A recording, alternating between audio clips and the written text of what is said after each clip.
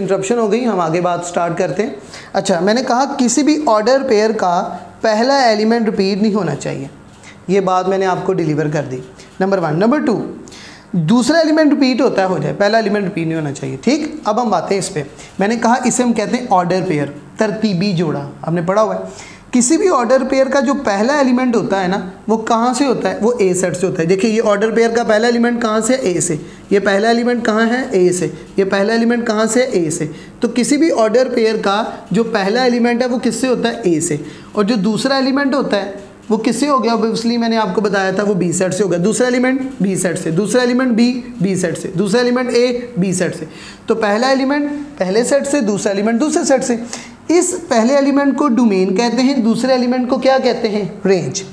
ये बात क्लियर होगी। अब हम इस बाइनरी रिलेशन की डोमेन बताएं। डोमेन किसे कहते हैं, पहले एलिमेंट को। रेंज किसे कहते हैं, दूसरे एलिमेंट को। चलें मुझे बताएं इसकी डोमेन क्या है, इसकी डोमेन क्या है बाइनरी रिलेशन की।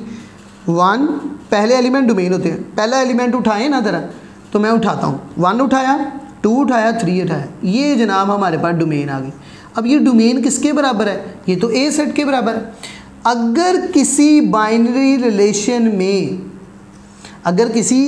या बाइनरी रिलेशन एक ही बात है, अगर किसी रिलेशन में ये दोनों बातें पूरी हो जाएं, कौन सी, कि ऑर्डर पेयर का पहला एलिमेंट रिपीट ना हो, किसी भी ऑर्डर पेयर का पहला एलिमेंट रिपीट ना हो, और उसकी जो डोमेन है बाइनरी रिलेशन की या रिलेशन की, जब आप उसे उठाएं और वो ए सेट के बराबर आ जाए, तो हम उस बाइनरी रिलेशन को कहते हैं कि मुबारक हो तुम फंक्शन बन गए। यानी कि अब ये रिलेशन क्या बन गया, फंक्शन बन गया। क्यों, क्योंकि इस पर दोनों करैक्टरिस्टिक्स पूरी हो गई।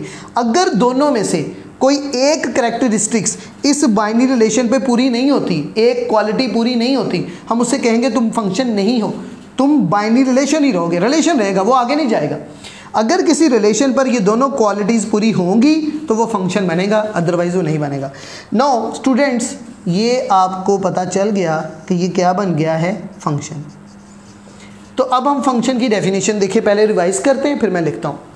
फंक्शन होने के लिए क्या होना चाहिए, पहली बात तो कि वो रिलेशन होना चाहिए, यानी कि कार्टेशियन प्रोडक्ट का देखिए ना तरतीब है, वो कार्टेशियन प्रोडक्ट का क्या होना चाहिए, सबसेट होना चाहिए, यानी कि रिलेशन होना चाहिए। नंबर 1, फंक्शन होने के लिए क्या होना चाहिए, सबसे पहले उसका रिलेशन होना ज़रूरी है। रिलेशन क्या होता है, कार्टेशियन प्रोडक्ट का सबसेट, यानी कि कार्टेशियन प्रोडक्ट का सबसेट होना पहली शर्त है, यानी कि उसका रिलेशन होना पहली शर्त है। नंबर 2, किसी भी ऑर्डर पेयर का पहला एलिमेंट रिपीट नहीं होना चाहिए। नंबर 3, उसकी डोमेन जो है बाइनरी रिलेशन की, वो जो डोमेन है वो किसके इक्वल आए, ए सेट के। अगर ये बातें किसी भी रिलेशन में पूरी हो जाती हैं, हम उसको कह देते हैं कि ये फंक्शन है। तो फंक्शन की डेफिनेशन क्या होगी, तो फंक्शन की डेफिनेशन ये होगी, a set is a relation, चलें ऐसे लिख लें, a relation is said to be a function, is said to be a function if number 1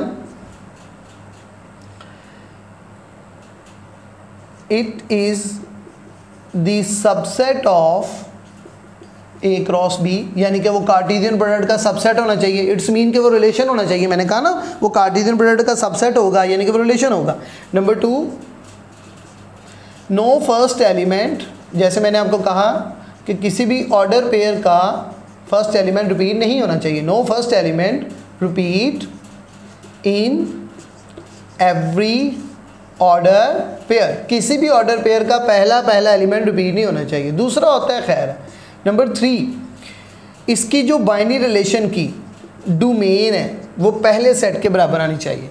इसके अगर बाइनरी रिलेशन की डोमेन पहले सेट के बराबर आती है तो हम उसको कहते हैं कि ये फंक्शन है। अच्छा, ये फंक्शन की डेफिनेशन हो गई, लेकिन आपको एक दो बातें ख्याल भी रखनी है। अगर डोमेन रिपीट हो जाए, स्टूडेंट कहता है सर अच्छा अगर डोमेन रिपीट हो जाए, वो फंक्शन ही नहीं है। अगर डोमेन यानी कि पहला एलिमेंट क्या हो जाए, रिपीट, वो फंक्शन ही नहीं है। स्टूडेंट कहता है अगर दूसरा एलिमेंट रिपीट हो जाए तो वो फंक्शन तो है, लेकिन वो 1 to 1 फंक्शन नहीं होगा। इसके बारे में हम आपको नेक्स्ट लेक्चर में बताएंगे। आपको नोट्स प्रोवाइड किए गए हैं बेटे, उनको अच्छे से थॉरोली पढ़ें, उसमें डिटेल से सारी बात को इंटरप्रेट किया गया है वर्ड बाय वर्ड, और आप उसको पढ़ें, रीड आउट करें। कोई क्वेश्चन है तो हम आपको अवेलेबल होंगे। उम्मीद है कि आप मेहनत करेंगे और हमारे साथ कोऑपरेट करेंगे। Wish you good luck.